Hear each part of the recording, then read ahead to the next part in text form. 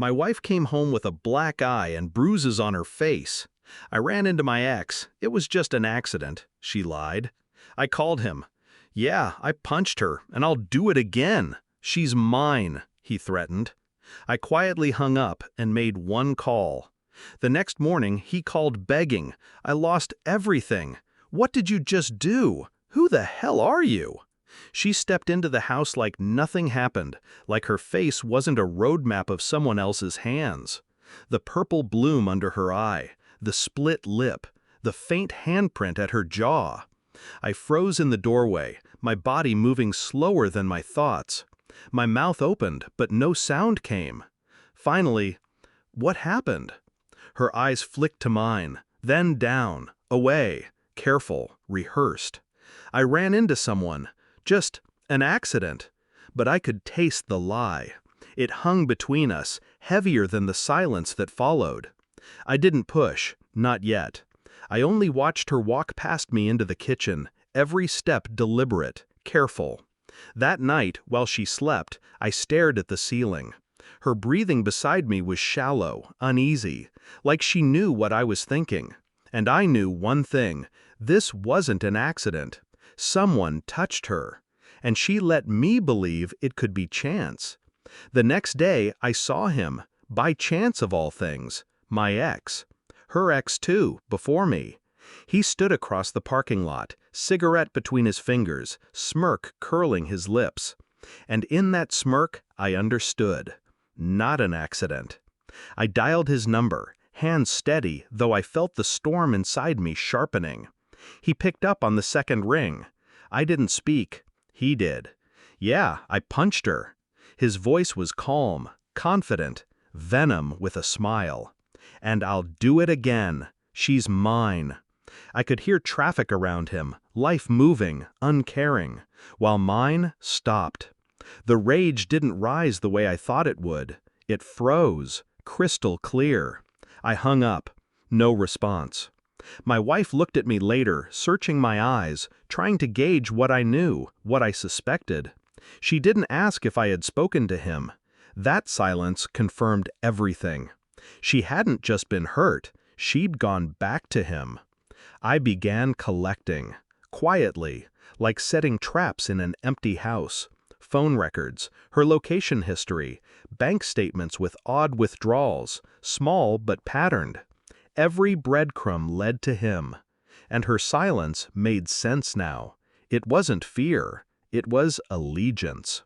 At dinner, she smiled at me, asked about my day. Her hands trembled slightly on the fork. I matched her smile, asked about hers. My voice even, controlled. She lied to my face, and I let her. Inside, I counted hours, steps, the time between their meetings.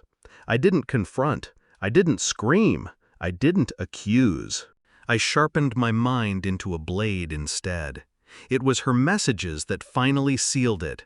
I didn't need to hack, I didn't need to break anything. She left her phone unlocked in the bathroom, almost as if some part of her wanted me to know. I read everything in silence, every word of affection, every plan, every betrayal. And then, her confession to him, that I was weak, that he was the only man who could control her. I scrolled until I reached the last thread. A picture. Her, smiling, bruises still fresh. Captioned for him, "He believed me." I didn't flinch, I didn't cry. I only placed the phone back where she left it. Later, in the living room, I asked her one question. Why him? She froze. Her eyes flickered with panic before she covered it in something else. Anger, denial, fear. "I don't know what you mean." I said nothing more. I didn't need her answer. I already had it. That night, I made one call. Not to the police, not to a friend, to someone who owed me. I didn't ask for violence. I didn't need blood. I asked for erasure. His accounts, his credit, his job, his name, everything. Everything he used to build his arrogance. Gone. By morning he called me, his voice no longer confident. It shook. "What did you do? I lost everything. My accounts are locked. My boss fired me. My landlord threw me out. Who the hell are you?" I listened. His panic was symphony. His downfall, art. I didn't answer. I let silence devour him, the same way he tried to devour me. When I hung up, I walked into the kitchen. My wife stood there, coffee in her hand, face pale. She had heard the call. She opened her mouth to ask, but I stared at her, calm, steady, cold. And she knew. I wasn't the weak man she thought I was. That night, I packed her suitcase. I set it by the door. She cried then, for the first time. Not for me, for herself. I didn't yell, I didn't argue. I simply told her, leave. And she did. No explanation, no begging. Just silence trailing behind her footsteps. I poured myself a drink and sat in the quiet house. I should have felt pain, but all I felt was clarity. She chose him.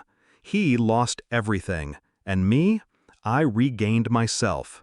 I realized strength isn't loud. It doesn't roar. It doesn't beg. It whispers. It waits. It cuts when the time is right. I drained the glass, stood, and looked at the empty doorway. And in that silence, I whispered the only truth that mattered. They never knew who I really was.